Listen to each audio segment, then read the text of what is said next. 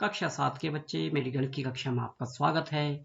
गणित की कक्षा में आज हम ले रहे हैं पाठ पूर्णांक। पूर्णांक में हमने धन व ऋण के जोड़, घटाने, गुणा व भाग की बात आज हम बात करेंगे। उस पाठ को थोड़ा सा आगे बढ़ाएंगे। आगे बढ़ाने में हम सर्वप्रथम आज बात करते हैं शून्य से गुणन की, यानी किसी भी संख्या को हम शून्य से गुणा करें, चाहे वो धन हो चाहे वो ऋण हो। तो 5 को यदि जैसे हमने शून्य से गुणा किया, ये आप लोग पहले से ही जानते हैं कि शून्य होता है। इसी प्रकार हम किसी ऋणात्मक संख्या, जैसे हमने उदाहरण लिया ऋण 3, इसको शून्य से गुणा करेंगे तो भी शून्य ही प्राप्त होगा। यानी किसी भी संख्या को धन या ऋण हो या कोई भी पूर्णांक हो, उसे शून्य से गुणा करके हमको वो शून्य ही प्राप्त होता है। तो इसे हम व्यापक रूप से लिख सकते हैं। जैसे हमने 1 2 3 4 5 लिखा था, कोई भी संख्या लिखी थी, उसके बदले अगर हम ए लिख दें, ए गुणा शून्य बराबर शून्य। अब हम बात करेंगे गुणात्मक तत्समक की। गुणात्मक तत्समक क्या होता है कि हम कहते हैं कि कोई भी पूर्ण संख्या हो, चाहे धनात्मक हो और ऋणात्मक हो, उसके लिए एक गुणात्मक तत्समक होता है। यानी कि एक से गुणा करके वह संख्या हमें पुनः प्राप्त हो जाती है। जैसे हमने एक संख्या ली ऋण 5, ऋण 5 को एक से गुणा करेंगे तो ऋण 5 होगा, यानी वही संख्या पुनः प्राप्त हुई। एक संख्या हमने धनात्मक पूर्णांक लिया 6 गुणा 1, वो भी 6 ही होगा। अगर हम गुणात्मक तत्समक एक को संख्या से गुणा करें, जैसे हमने 4 से गुणा किया तो भी 4 ही आएगा, यानी वही संख्या प्राप्त हुई। और एक को ऋण 10 से गुणा करेंगे तो वो भी वही संख्या यानी ऋण 10 प्राप्त हुई। इसे हम व्यापक रूप में कह सकते हैं कि अगर कोई पूर्णांक ए है, उसको ए से गुणा करें, उसको 1 से गुणा करें या 1 को उस पूर्णांक से गुणा करें, हमें वही पूर्णांक या ए प्राप्त होता है। यानी ए गुणा 1 बराबर 1 गुणा ए बराबर ए। अब हम बात करते हैं योज्य तत्समक की। योज्य तत्समक पूर्णांकों के लिए 0 1 हम कहते हैं कि पूर्णांकों के लिए 0 1 योज्य तत्समक है। योज्य तत्समक का अर्थ है कि हम कौन सी संख्या हम जोड़ें कि वही संख्या पुनः हमको प्राप्त हो जाए। ये हम गुणा में भी कहते थे कि वही संख्या प्राप्त होनी, तो गुणा में 1 था। अब क्या जोड़ें कि वह संख्या पुनः प्राप्त हो, तो पूर्णांकों के लिए 0 1 योज्य तत्समक है। चाहे पूर्णांक ऋणात्मक हो या धनात्मक हो, 0 जोड़ेंगे तो वही संख्या पुनः प्राप्त होगी। जैसे ऋण 8 धन 0 बराबर ऋण 8, 0 धन ऋण 7, 0 में अगर हम ऋण 7 जोड़ें तो भी ऋण 7 ही प्राप्त होगा, वही संख्या प्राप्त हुई। 5 धन 0 फिर 5 ही प्राप्त होगा। और 0 धन ऋण 9, यानी 0 को ऋण 9 में जोड़ें तो ऋण 9 ही प्राप्त होता है। यानी कि ऋण 8 5 ऋण 7 और 9 के लिए 0 ही एक योज्य तत्समक है। हम कह सकते हैं कि सभी पूर्णांकों के लिए 0 एक योज्य तत्समक होता है। अब हम बात करते हैं पूर्णांकों पर एक वितरण गुण की। वितरण गुण को समझना काफी आवश्यक है। ये आपके अंकगणित और बीजगणित दोनों में प्रयोग होगा। हमें जैसे वितरण गुण दिया गया है 10 गुणा 6 धन ऋण 2, इसका हमें वितरण करना है। कोष्ठक के अंदर है 6 धन ऋण 2 और ये 10 से गुणा हो रहा है। तो इस प्रकार इसका वितरण इस प्रकार करते हैं कि देखिए बीच का चिन्ह धन है, तो सर्वप्रथम 6 और 10 परस्पर गुणा होंगे, यानी 10 गुणा 6। फिर बीच का यह चिन्ह यहाँ जो धन है वो यहाँ पर आएगा। फिर पुनः इस 10 से यह ऋण 2 पुनः गुणा होगा। यानी हम कह सकते हैं कि कोष्ठक के बाहर की कोई संख्या अंदर की प्रत्येक संख्या से गुणा होती है। हम कहेंगे 10 गुणा 6 धन 10 गुणा ऋण 2। अब ये बाएं पक्ष और दाएं पक्ष कहेंगे, इसको हम सत्यापित करेंगे क्या यह सच है या नहीं है।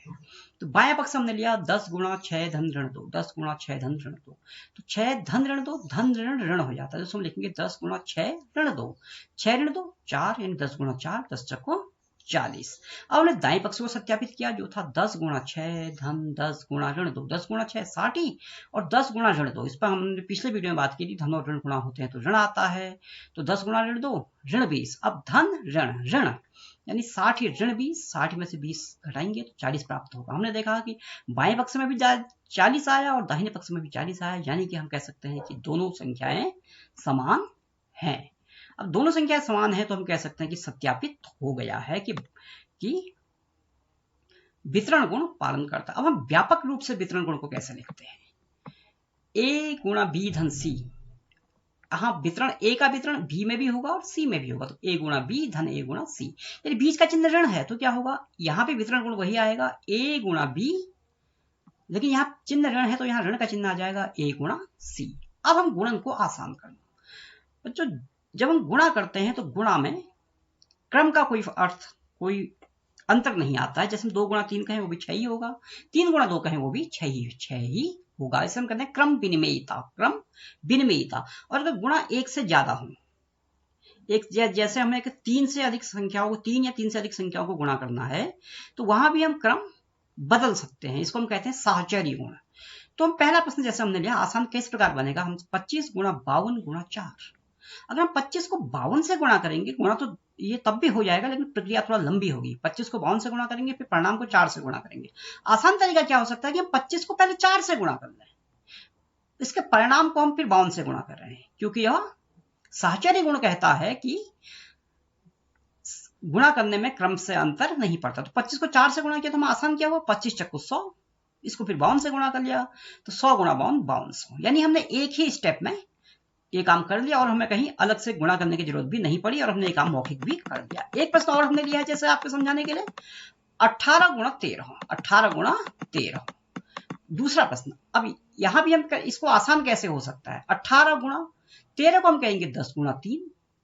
अब हम इसका वितरण करेंगे, 18 एक बार 10 से गुणा होगा और 18 एक बार 3 से गुणा होगा। 18 10 से गुणा होगा, फिर 18 3 से गुणा होगा, बीच में यहाँ चिन्ह धन है तो यहाँ भी धन ही आएगा। 18 गुणा 10 180, 18 3 54, 180 में 54 जोड़ेंगे तो 234 प्राप्त होगा। यानी हमने वितरण गुण का प्रयोग कर दिया गुणा को आसान करने के लिए। 36 गुणा 98, मान लीजिए एक उदाहरण और लिया हमने, 36 गुणा 98 को के नजदीक की संख्या 100 है तो 100 ऋण 2, ऊपर हमने 13 थी, 10 के पास की संख्या थी, हम 10 धन 3 का, यहाँ हम 100 ऋण 2 करेंगे और यहाँ भी हम वितरण गुण लगाएंगे। तो 36 पहले 100 से गुणा हो, 36 गुणा 100, ऋण का चिन्ह है तो ऋण का चिन्ह यहाँ आ जाएगा और 36 गुणा 2, 36 गुणा 100 3600, 36 दूनी 72 और 3600 में यदि हम 72 घटाएंगे तो हमें प्राप्त होगा 3528। अब हम कुछ प्रश्न करते हैं जो आपकी पुस्तक की प्रश्नावली में दिया हुआ है, प्रश्नावली 1.3। 1.3 का पहला प्रश्न पिछले वीडियो में कर चुके थे, आज हम करेंगे दूसरा प्रश्न, निम्नलिखित को सत्यापित कीजिए। इसका मिलता हुआ एक प्रश्न हम आपको समझाने के लिए भी सत्यापित कर चुके हैं। 18 गुणा 7 धन ऋण 3 बराबर 18 गुणा 7 धन 18 गुणा ऋण 3। यह प्रश्न भी आप देख रहे होंगे कि यह प्रश्न भी वितरण गुण का ही है।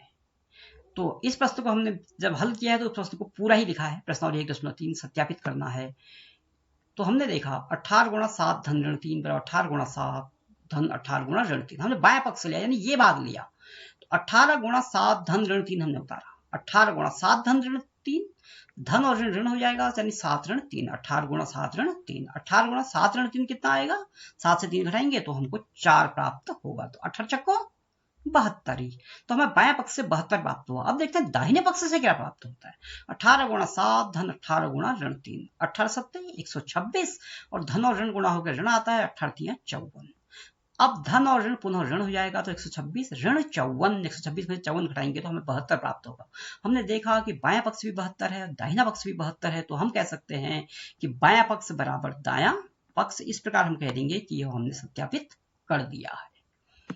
अब इसका दूसरा भाग, दूसरे का बी प्रश्नावली 1.3 ये आपके लिए छोड़ दिया गया है, प्रश्न संख्या 1 की तरह ही इसे आप स्वयं करेंगे। तो आज के लिए बस इतना ही। मेरा यह वीडियो देखने के लिए बहुत बहुत धन्यवाद।